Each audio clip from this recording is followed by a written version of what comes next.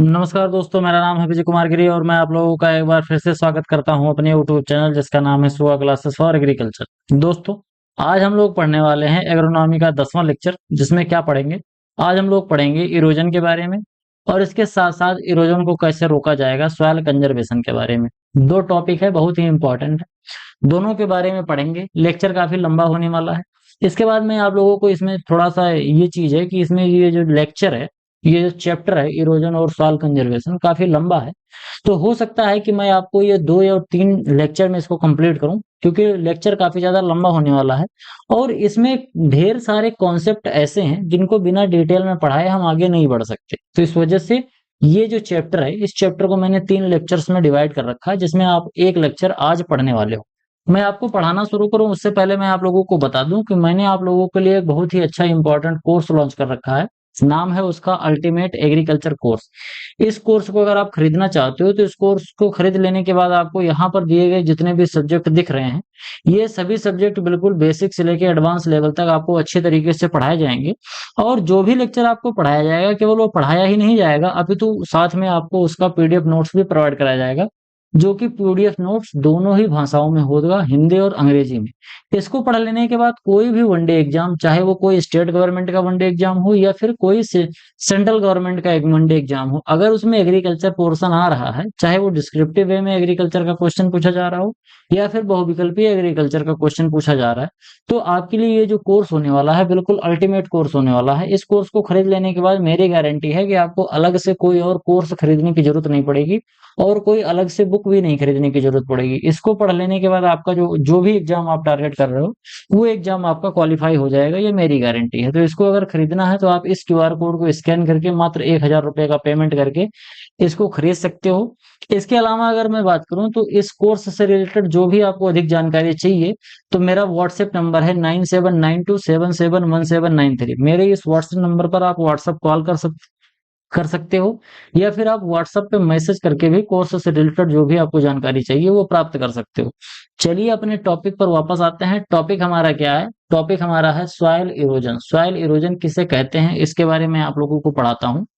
तो soil erosion जो होता है, soil erosion is the process of the removal of soil particle from the parent body and transportation of such particles by wind and water. ध्यान से समझना क्या बोल रहा है। मृदा अपरदन एक ऐसी प्रोसेस होती है जिसमें जो मिट्टी होती है वो डिटैच हो जाती है और डिटैच होके एक जगह से दूसरी जगह पर चली जाती है। आप लोग यहाँ पर देख रहे होंगे कि यहाँ पर जो जमीन है इसका लेवल यहाँ है, लेकिन यहाँ पर जो जमीन है आपको यहाँ पर इसका लेवल यहाँ दिख रहा हो, तो आपको ये पता चल रहा होगा कि बीच में ये इतनी मिट्टी जो गायब हुई ये गई कहाँ। तो ये ट्रांसपोर्ट हो गई, एक जगह से दूसरी जगह चली गई। ठीक, तो मिट्टी क्या थी, जो अपने पेरेंट मटेरियल, अपने पेरेंट बॉडी के पास थी, वहां से वो डिटैच हो गई और डिटैच होके बह गई। कैसे जा सकती है? या तो इसको पानी लेके चला जाएगा या तो ये हवा के माध्यम से उड़ जाएगी। तो जो हमारी सैंडी सॉइल होती है, जिनके आपस में जो मिट्टी के जो कण होते हैं, जिनमें आपस में असंजन और ससंजन बल सही से काम नहीं करता है, तो वो हमारे जो होते हैं वो उड़ जाते हैं, हवा के द्वारा उड़ जाते हैं। कुछ हमारा जो होता है वो पानी के द्वारा बह जाता है। जब बरसात होती है तो पानी गिरता है और पानी के द्वारा बह जाता है। आप लोगों ने नाम सुना होगा चंबल का बीहड़। ठीक, उत्तर प्रदेश, मध्य प्रदेश और राजस्थान का जो ट्राई जंक्शन है, वहां पर एक नदी बहती है, चंबल नदी। उस चंबल नदी के आसपास जो लगने वाले गांव हैं, अगले उसके अगल बगल के जो क्षेत्र हैं, वहां पर आपको इस तरीके से ऊबड़ खाबड़ जमीन देखने को मिलती है, क्योंकि वहां की जो मिट्टी है वो बलुई मिट्टी है और वो मिट्टी बह बह के बहने की वजह से क्या होता है कि वहां पर बड़े बड़े बीहड़ बन गए हैं, क्योंकि वहां की मिट्टी बह जाती है और बह के पानी के साथ चली जाती है चंबल नदी में। तो इसी को हम क्या बोलते हैं? मृदा अपरदन बोलते हैं। इसमें मिट्टी के जो कण होते हैं वो अपने मूल मूल जो पिंड होता है वहां से हट जाते हैं और हवा या पानी द्वारा उन कणों का परिवहन हो जाता है। ठीक, उसको एक जगह से दूसरी जगह पर वो लेके चले जाते हैं। तो इसी को हम क्या कहते हैं? सॉइल इरोजन कहते हैं। भारत में जो परमिसिबल जो लिमिट है, जैसे जो हमारा सॉइल इरोजन है, ये तो होना ही होना है, इसको हम रोक नहीं सकते। परमिसिबल लिमिट कितनी है? 12 ton per hectare per year. अगर 1 हेक्टेयर जमीन में से 12 टन मिट्टी एक साल में उड़ जा रही है तो कोई दिक्कत नहीं है, लेकिन भारत में कितना उड़ती है, 16 पॉइंट समथिंग है, यानी कि 16 ton per hectare per year उड़ के जाता है। तो आप यहाँ पर ध्यान दे सकते हो कि हमारा जो स्टैंडर्ड है वो 12 टन है, लेकिन हो रहा है 16 टन, यानी कि जितना स्टैंडर्ड है उससे ज्यादा हो रहा है।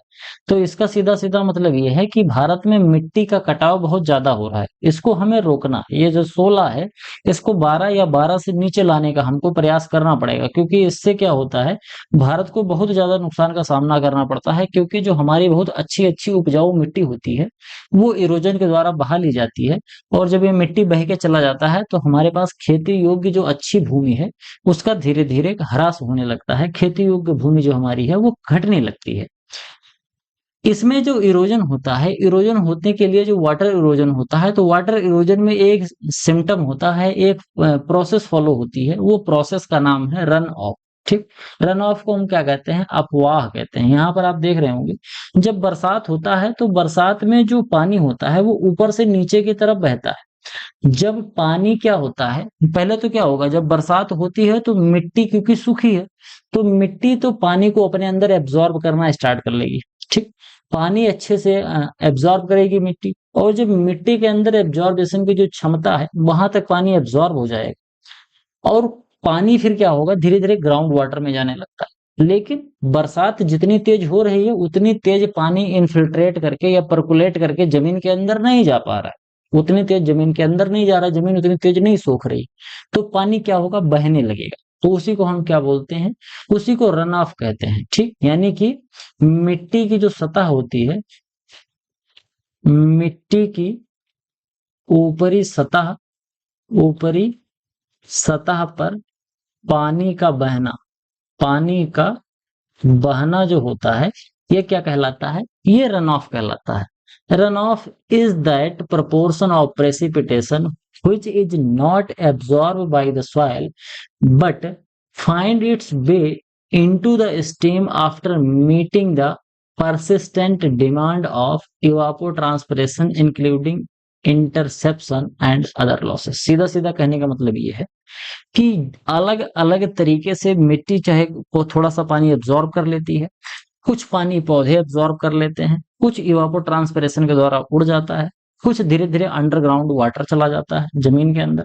बाकी जो पानी बच रहा है बरसात का वो बहेगा ही बहेगा, सीधी सीधी बात है, वो पानी बहेगा। जैसे मान लेते हैं बरसात में 100 लीटर पानी आया, तो 100 लीटर में से मान लेते हैं कि हमारे पास 4 लीटर पानी यूज हो गया, बचा कितना, 96 लीटर पानी।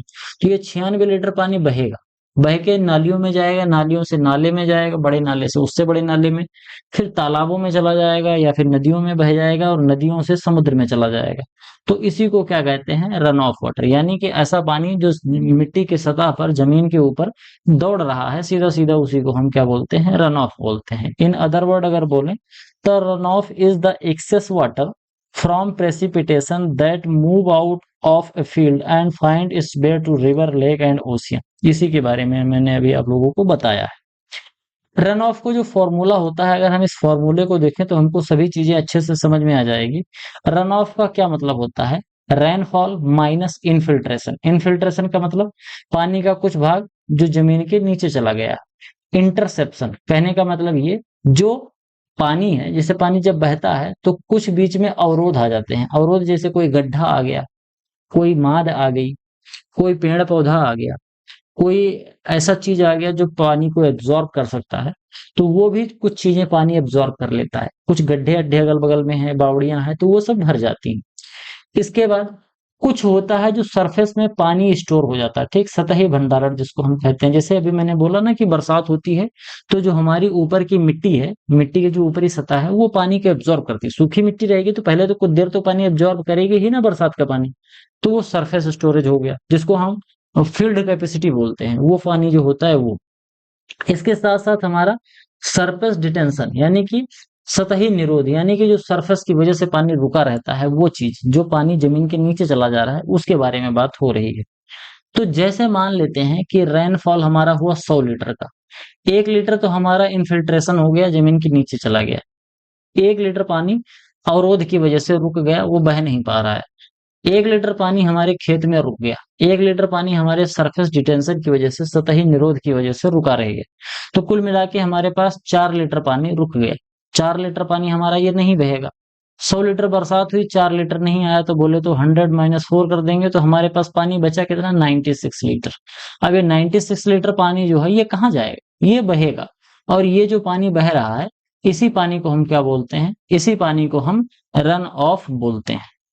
रन ऑफ जो होता है उसको कौन कौन से फैक्टर इन्फ्लुएंस करते हैं, यानी कि जो पानी हमारा बह रहा है वो कौन कौन से फैक्टर पर डिपेंड करता है। जैसे सबसे पहला तो हमारा है क्लाइमेटिक फैक्टर, यानी कि जो हमारा जलवायु है उस पर डिपेंड करता है कि हमारा जो रन ऑफ है वो कैसे होगा। जैसे हमारा रेनफॉल का कैरेक्टर कैसा है, यानी कि जो बरसात हो रही है उसका कैरेक्टर कैसा है, मतलब बरसात कितनी तेज हो रही है, उसकी इंटेंसिटी कितनी है, कितनी देर तक हो रही है, और वाटरफॉल का डिस्ट्रीब्यूशन कैसा है। ठीक, ध्यान से समझना। जैसे मान लेते हैं बरसात हुई, इतने एरिया में बरसात हुई और 10 घंटे बरसात हो गई और बहुत भारी बरसात हो गई और इसके साथ साथ बरसात बहुत तेज हुई।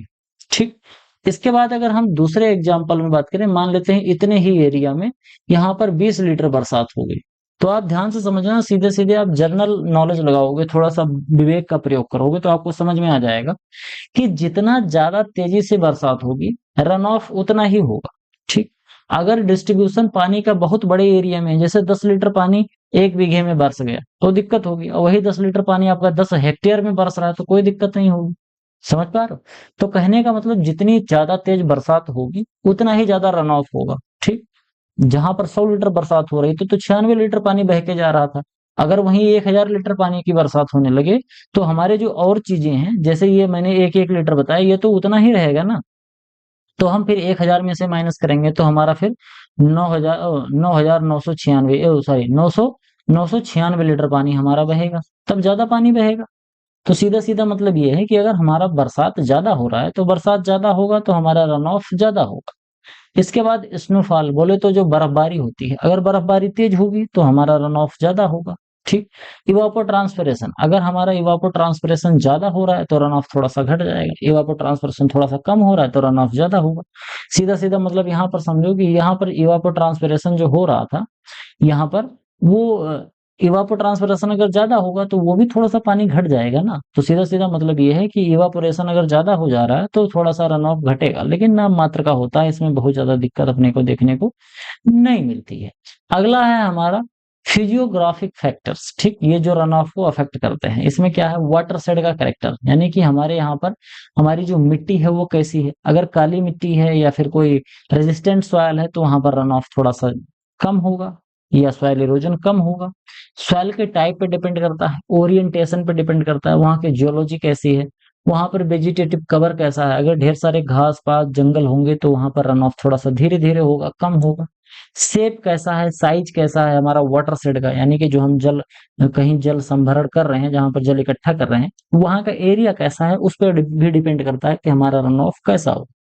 चैनल का कैरेक्टर कैसा है, बोले तो जो हमारे पास पानी बह के आ रहा है वो छोटे छोटे जो चैनल बने हुए हैं वो चैनल कैसे हैं, उनका साइज क्या है, स्लोप क्या है, क्रॉस सेक्शन उनका कितना, यानी कि कितने गहरे हैं, कितने ढालू हैं, कितना बड़ा है, रफनेस कैसी है। अगर स्मूथ होगा तो बहुत तेज पानी बहेगा, अगर थोड़े से उसमें ऑब्स्टिकल होंगे, थोड़े खरपतवार होंगे, झाड़ियां होंगी तो थोड़ा धीरे धीरे बहेगा। इस तरीके से जो हमारे चैनल के कैरेक्टरिस्टिक्स हैं और वाटर के कैरेक्टरिस्टिक्स हैं, इससे हमें अफेक्ट कर सकते हैं, पता लगा सकते हैं कि हमारे पानी का जो रन ऑफ है, यानी कि जल का जो बहाव है वो कैसा है। थोड़ा सा आप सोचोगे तो आप समझ में आ जाएगा आपको कि रन ऑफ यानी कि जल का बहाव कौन कौन सी चीजों पे डिपेंड करता है। तो ये बहुत ही बेसिक सी चीज है, बस आपको एक बार सोचना है, क्रिटिकल थिंकिंग डेवलप करनी पड़ेगी। क्योंकि इन दिनों जो क्वेश्चन पूछे जा रहे हैं वो आपके क्रिटिकल थिंकिंग और एनालिटिकल क्वेश्चन है। जैसे अभी IBPS, sorry, UP triple S C AGTA का जो एग्जाम हुआ था, जिन बच्चों ने दिया था सबका तेल निकल गया। क्यों तेल निकल गया, कि क्योंकि सब लोग वही सुंडा पढ़ के गए थे, केवल इन्होंने फैक्ट याद कर रखा था। क्वेश्चन वहां पर जो था वो फैक्ट बेस्ड नहीं था, वहां कॉन्सेप्चुअल क्वेश्चन पूछा गया। अगर आपके कॉन्सेप्ट और क्रिटिकल थिंकिंग की एबिलिटी है तो भी आप क्वेश्चन को कर पाएंगे।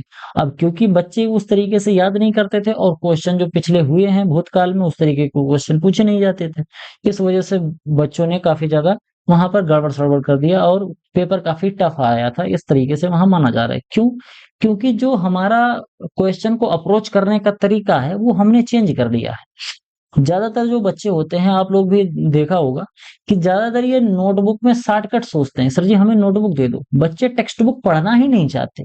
आप लोग खुद बताओ कि आप जो बीएससी कर रहे थे, तो बीएससी करते समय आपने जो टेक्स्ट बुक है, जो लाइब्रेरी में जाके जो आप बड़ी बड़ी मोटी मोटी टेक्स्ट बुक से चैप्टर निकाल के पढ़ते हो, कितने लोगों ने पढ़ा था? बहुत कम लोग, 2 से 3%। मैं भी जब बीएससी करता था तो हमारे साथ बहुत बच्चे ऐसे थे जो कि टेक्स्ट बुक पढ़ते ही नहीं थे। हमारे क्लास में 30 बच्चे थे, 30 बच्चों में से 3 ही 4 बच्चे ऐसे थे जो कि, मैं अपने क्लास की बात कर रहा हूँ, पूरे बैच की नहीं, क्योंकि एक एक साथ कई बैच होते हैं ना एक एक साल में।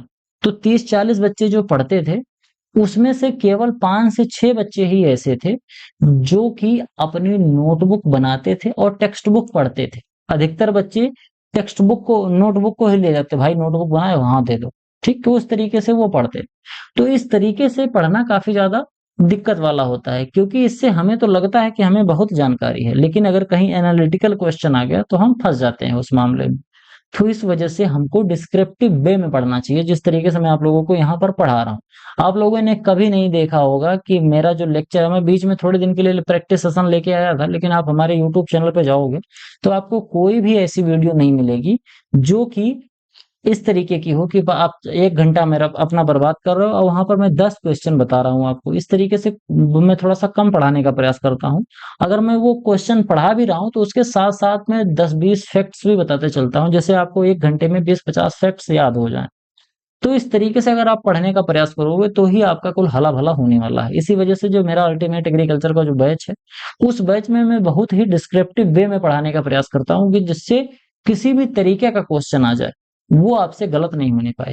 ये मैं बता रहा हूँ कि हो सकता है मैं जो पढ़ाऊं वो क्वेश्चन ना आए, लेकिन इस बात की 100% गारंटी दे रहा हूँ कि जो चैप्टर मैं पढ़ा रहा हूँ, अगर आपने उसको अच्छे से कॉन्सेप्ट को समझ लिया है और अपनी क्रिटिकल थिंकिंग को बढ़ा लिया है, तो वो क्वेश्चन आप करके आओगे, क्वेश्चन कितना भी घुमा के दे दिया जाए।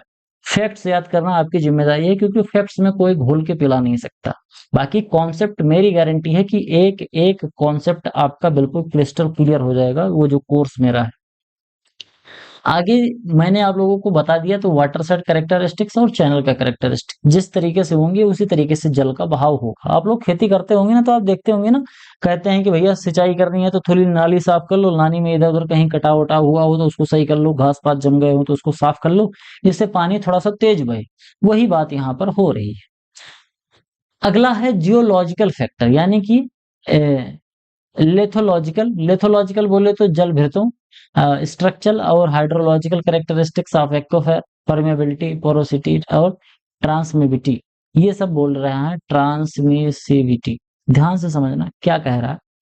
जियोलॉजिकल फैक्टर बोले तो जो हमारी मिट्टी है, उसके नीचे जो एक्वाफर्स है, जहां पर पानी जाके इकट्ठा होता है, वो कैसा, अगर ज्यादा बड़ा एक्वाफर होगा, परमेबिलिटी मिट्टी की ज्यादा होगी तो पानी बहुत तेजी से नीचे जाएगा जमीन के अंदर। पोरोसिटी अगर ज्यादा होगी तो ज्यादा जाएगा, यानी कि पोरोसिटी का मतलब, अगर मिट्टी में रंध्र होंगे तो मिट्टी में पानी जल्दी जल्दी अवशोषित हो जाएगा, जल्दी नीचे जाएगा।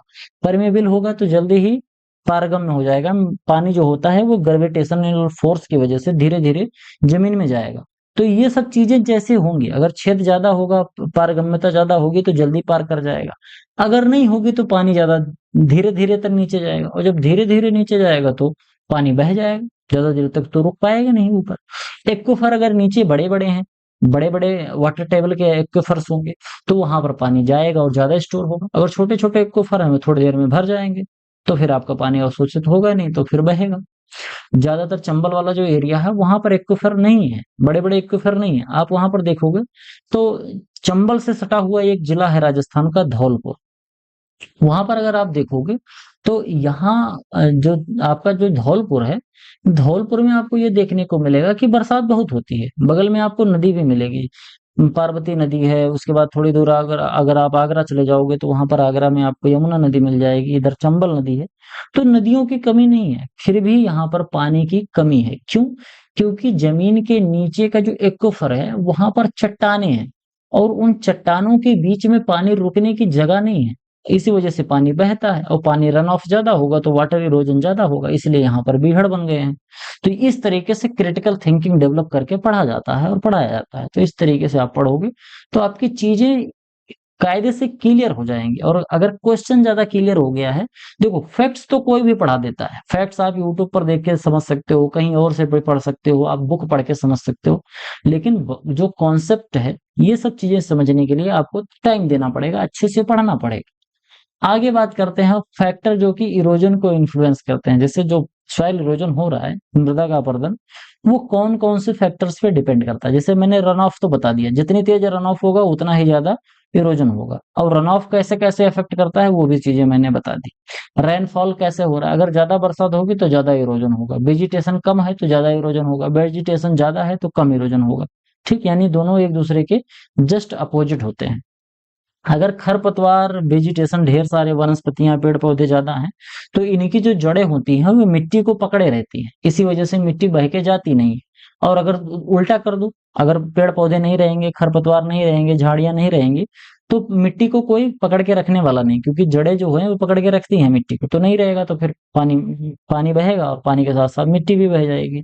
Soil are the important factor that influence erosion. किस तरीके की सॉयल है, अगर सैंडी सॉयल है तो वो बहुत बहेगा, बरसात होगी तो सैंडी सॉइल तुरंत ही बह जाता है। ऐसे समझो कि सैंडी सॉइल तो ऐसे इंतजार में रहती है कि पानी कब आए और कब मैं यहाँ से बह के चली जाऊं, क्योंकि जो सैंडी सॉइल होती है, इनमें जो सॉइल के दो कण होते हैं वो दोनों आपस में, इनके अंदर चिपकने की क्षमता नहीं होती। मिट्टी आप देखोगे, बालू जो होती है ना, बालू अगर आप सूखी बालू आप हाथ में लोगे तो क्या होगा कि आपकी जो उंगलियों के बीच में थोड़ा थोड़ी जगह होती है उसमें से गिरने लगेगा। जबकि आप काली मिट्टी ले लो, काली मिट्टी तो इतनी ज्यादा कॉम्पैक्ट हो जाती है कि अगर कहीं काली मिट्टी का एक क्लॉड ले लो, जिसको ढेला कहते हैं, लेके किसी को मार दो तो उसका सर फट जाएगा। तो मिट्टी के कण काली मिट्टी के चिपके हुए हैं सबके आपस में, जबकि सैंडी सॉइल के बिल्कुल अलग अलग है, वहां पर ढेला होता नहीं है। कभी सैंडी सॉइल में ढेला देखा है? नहीं देखा। जब तक क्ले पार्टिकल उसमें ज्यादा नहीं होगा तब तक ढेला बनेगा ही नहीं।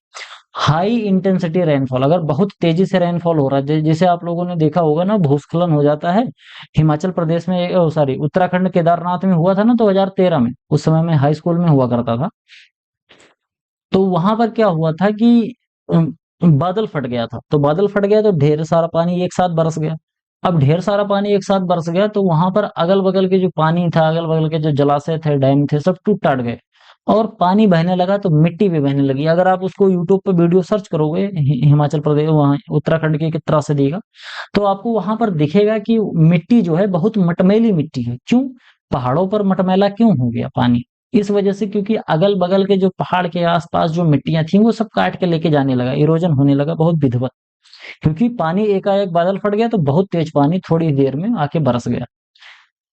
Rainfall of long duration causing severe erosion हो जाता है। Rainfall intensity is more than 5 centimetre per hour consider severe, यानी कि अगर रेनफॉल 5 सेंटीमीटर 1 घंटे में अगर बरस जा रहा है, या तो इससे ज्यादा, जैसे होता ना, ज्यादातर बरसात जो होती है मिलीमीटर में मापी जाती है, तो मिलीमीटर में आप समझो तो मिलीमीटर, इसको मान लो मिली सेंटी बोले, तो अगर 50 मिलीमीटर बरसात 1 घंटे में, 1 घंटे में अगर 50 मिलीमीटर बरसात हो रही है, तो इसका मतलब रेनफॉल बहुत तेज हो रहा है, और इस कंडीशन में पानी बहुत तेजी से बहेगा, क्योंकि मिट्टी इतनी तेजी से पानी सोख नहीं सकती। तो इतनी तेज अगर बरसात होगा तो स्वाभाविक सी बात है कि हमारा जो मृदा का कटाव है वो बहुत ज्यादा होगा। Due to the presence of vegetation on the soil, soil पे जो वेजिटेशन होता है तो इससे जो सॉयल एग्रीगेट्स होते हैं उनका ब्रेकडाउन नहीं होता है, क्योंकि जो वेजिटेशन होते हैं, इनकी जो जड़ें होती हैं ये मिट्टी को आपस में पकड़े रहती हैं, और जब एग्रीगेट टूटेंगे नहीं सॉयल के, तो सॉयल के पार्टिकल्स डिटेच होके इधर से उधर जाएंगे नहीं, तो सॉयल इरोजन कम होगा। Soil losses equation due to water erosion, water erosion की वजह से जो सॉयल लॉस होता है उसके इक्वेशन की अगर हम बात करें, तो इसमें इक्वेशन क्या होता है, ये होता है A equals to R K L S C P. ठीक, इसको अगर हम देखें R K L S C P, A equals to R K L S C P. ध्यान से समझते हैं इसको क्या कह रहा है। कह रहा है based on the mechanism and factor influencing soil erosion a universal soil loss equation was developed. एक यूनिवर्सल सॉइल लॉस इक्वेशन बनाया गया है। ये इक्वेशन है, आपस में एक दूसरे का सबका गुणा कर देते हैं। ये इस तरीके से यूज किया जाता है जिससे हम प्रेडिक्ट कर पाए कि वाटर इरोजन की वजह से कितना सॉइल लॉस हुआ है, यानी कि जो मिट्टी हमारी बह के गई है वो कितनी बह के गई है, कितना सॉइल को लॉस हुआ है। तो जहां पर आप A equals to R K L S C P जो है उसको A equals to prediction of soil loss, यानी कि टन पर एकड़ पर ईयर, कितना टन, जैसे भी मैंने बताया था ना 12 टन पर हेक्टेयर बताया था, यहाँ पर एकड़ लिखा हुआ है। तो इस तरीके से आप देख सकते हो। आप हेक्टेयर को अगर हेक्टेयर को उसमें कन्वर्ट करना है तो आपको क्या करना पड़ेगा, 2.46 से मल्टीप्लाई कर देना पड़ता है, डिवाइड करना पड़ता है, यानी कि एक हेक्टेयर में 2.46 आपका क्या होता है, एकड़ होता है। अब डब्ल्यू क्या होता है, rainfall and run off factor, soil erodibility, slope length, slope gradient and strippage, यानी कि कितना शार्प स्लोप है, सॉइल कवर और मैनेजमेंट, यानी कि कितना सॉइल कवर है, इरोजन और कंट्रोल फ्रैक्चर। ये सब चीजें आपस में गुणा कर दो, ये सब चीजें तो हमको निकल जाता है कि हाँ हमारा जो सॉइल इरोजन हो रहा है वो कितना हो रहा है। ठीक। अब बाकी ये चीजें क्वेश्चन जब पूछा जाता है तो ये सब चीजें दी रहती हैं या कोई एक चीज गायब रहती है तो आप निकाल सकते हो। आप आपको अगर नॉर्मल सा फॉर्मूला आ रहा है थोड़ा सा पक्षांतर करने वाला, थोड़ा भी आप मैथ जानते हो तो आप कर ले जाओगे, इससे क्वेश्चन पूछे जाते हैं।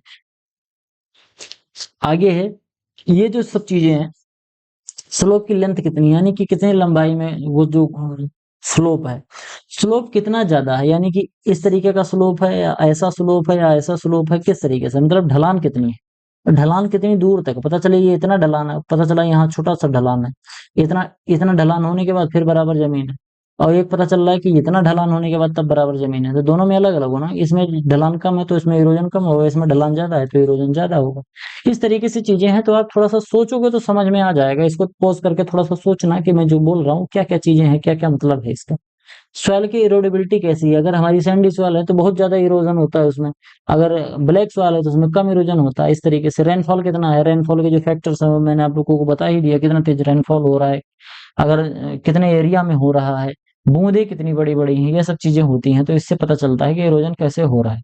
Soil loss equation due to wind erosion, अब हवा के द्वारा जो हमारा जो विंड इरोजन होता है, जैसे वाटर इरोजन, सॉइल इरोजन तो मैंने बता दिया, वाटर इरोजन तो बता दिया, अब विंड इरोजन समझ ले।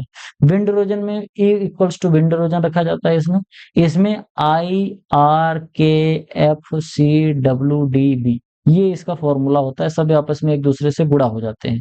इसमें आप देखोगे तो E for soil erosion by soil loss by wind erosion, फिर सॉइल क्लॉडनेस, यानी कि सॉइल के अंदर ढेला बड़ा बड़ा होगा तो इरोजन कम होगा, अगर नहीं होगा ढोला, छोटा छोटा मिट्टी होगी, मिट्टी के बुरादे पाउडर होंगे तो ज्यादा उड़ेंगे। सरफेस एरिया कितना है, सरफेस कवर फैक्टर जो है, सरफेस रफनेस का फैक्टर है, सॉइल टेक्सचर कैसा है वहाँ का, वहाँ का लोकल विंड कैसी है, फील्ड वहाँ के फील्ड की विड्थ फैक्टर कैसा है, विंड डायरेक्शन कैसा है, विंड बैरियर फैक्टर कैसा है, ये सब चीजें डिपेंड करती हैं कि हमारा जो विंड इरोजन है वो कितना हो। तो वाटर इरोजन और सॉइल इरोजन, जो हमारा जो सॉइल इरोजन है, सॉयल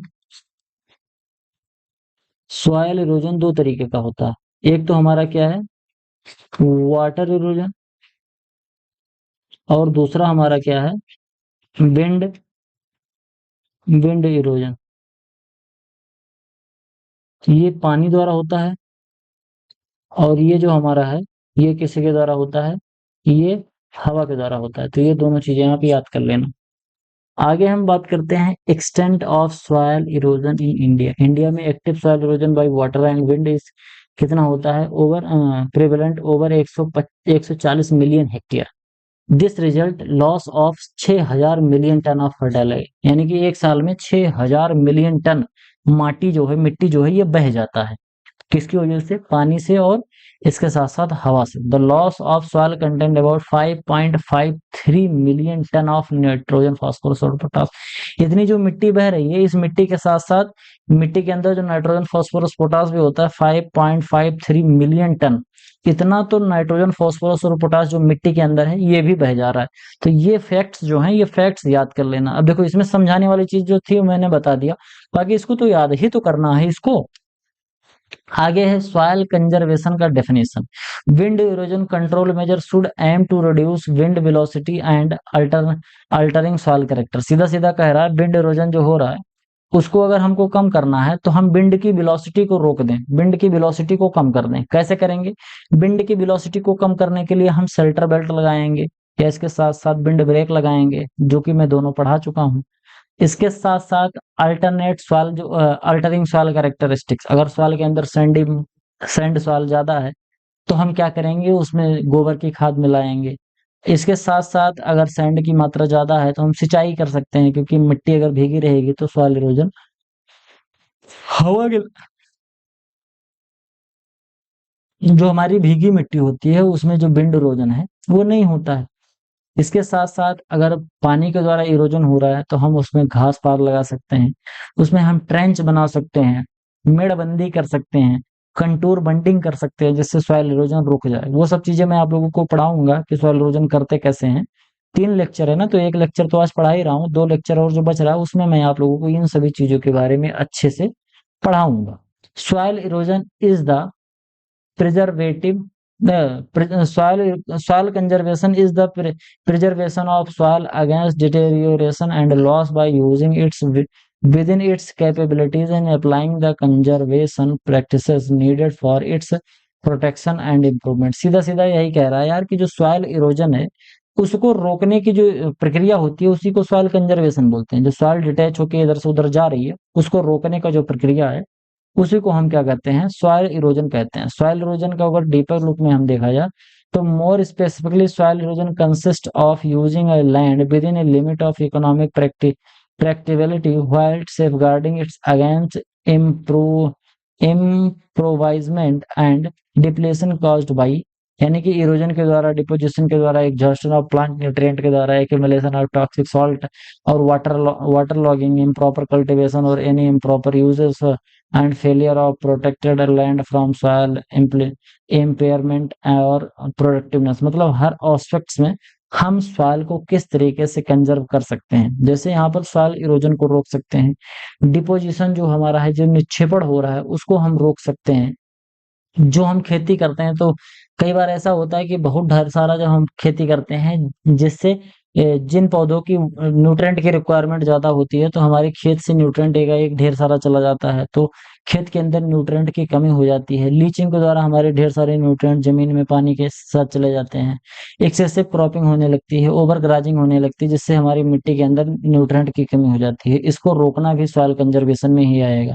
जो साल्ट हैं या बर्निंग के जो ढेर सारे टॉक्सिक कंपोनेंट्स हैं जिससे मिट्टी जो हमारी होती है वो बर्बाद होने लगती है, खराब होने लगती है, उसको भी हमें रोकना सॉइल कंजर्वेशन का एक अच्छा उदाहरण है। बाकी वाटर लॉगिंग की जो कंडीशन है उसको भी अगर हम सुधारेंगे तो ये भी सॉइल कंजर्वेशन में ही आएगा। इम्प्रॉपर अगर हम कल्टीवेशन कर रहे हैं तो उसको प्रॉपर तरीके से अगर हम कल्टीवेशन करेंगे तो वो भी हमारा सॉइल कंजर्वेशन में आएगा।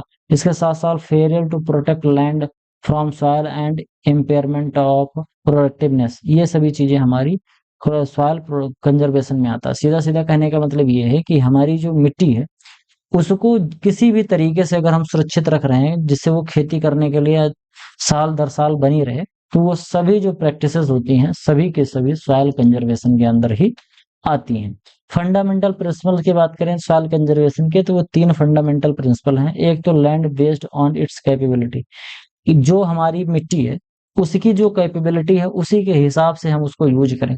जो हमारी मिट्टी फर्टाइल है, अच्छे से प्रोडक्टिव है, वहां पर अच्छी खेती का करें। जहां हमारी मिट्टी नहीं फर्टाइल है वहां पर वाटर शेड बना सकते हैं। इसके साथ साथ हम वहां पर तालाब बना सकते हैं, कुछ और कर सकते हैं, हम वहां पर जंगल लगा सकते हैं। अलग अलग जो हमारी सॉइल है उसके अलग अलग उपयोग हम कर सकते हैं।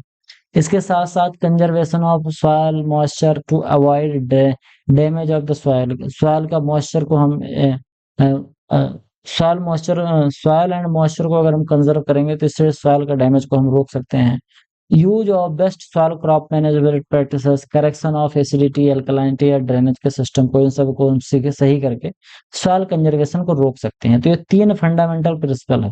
तीनों में क्या क्या है?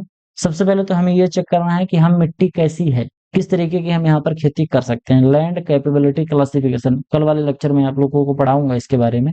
इसके साथ साथ सॉइल मॉइस्चर कैसे मेंटेन किया जा सकता है सॉइल में, किस तरीके से क्रॉपिंग मैनेजमेंट करना है, हमारे अगर एसिडिक सॉइल है या अल्कलाइन सॉइल है या सोडिक सॉइल है, सैलाइन अल्कलाइन सॉइल है, ड्रेनेज की फैसिलिटी कैसी है, वाटर लॉगिंग की कंडीशन है, इन सभी चीजों को मैनेज करना ही हमारा फंडामेंटल प्रिंसिपल्स में आता है। सॉइल कंजर्वेशन की ये कुछ फंडामेंटल प्रिंसिपल्स होते हैं। तो आज की वीडियो में केवल इतना ही, बाकी जो चीजें बच रही हैं मैं कल के लेक्चर में पढ़ाऊंगा। आई होप आपको वीडियो पसंद आया होगा। वीडियो पसंद आया हो तो वीडियो को लाइक जरूर करिए। अपने जो सुझाव हैं, अच्छे सुझाव, बुरे सुझाव, जो भी आपके सुझाव हैं कमेंट बॉक्स में जरूर लिखिए। मैं उसको सुधारने का, उसको इम्प्लीमेंट करने का बिल्कुल प्रयास करूंगा। इसके साथ साथ अगर आपने चैनल सब्सक्राइब नहीं किया है तो चैनल को प्लीज सब्सक्राइब जरूर करिए, क्योंकि इससे मेरा मोटिवेशन बढ़ता है। और साथ में अपने जितने से ज्यादा जो दोस्त हैं उनसे इस चैनल को सब्सक्राइब कराइए, क्योंकि मैं आप लोगों के लिए quality content free of cost YouTube पर दिलाने का प्रयास कर रहा हूँ। तो मुझे थोड़ा सा मोटिवेशन मिलता है जब आप लोग हमें सपोर्ट करते हो। इसके साथ साथ आपको यहाँ पर एक वीडियो दिख रही होगी, इस वीडियो को आप देख के मेरा अल्टीमेट एग्रीकल्चर का जो बैच है उसको आप खरीद सकते हो। यहाँ पर आपको दिया गया है, इस वीडियो में सब कुछ बताया गया है कि कोर्स में क्या क्या है, कैसे परचेज करना है। इसके साथ साथ आपको यहाँ पर एक प्लेलिस्ट दिख रही होगी, इस प्लेलिस्ट को भी आप लोग फॉलो करके अपनी नॉलेज को बढ़ा सकते हैं। तो आज की वीडियो में केवल इतना ही, मिलते हैं किसी दूसरी वीडियो में, तब तक के लिए इजाजत दीजिए। धन्यवाद।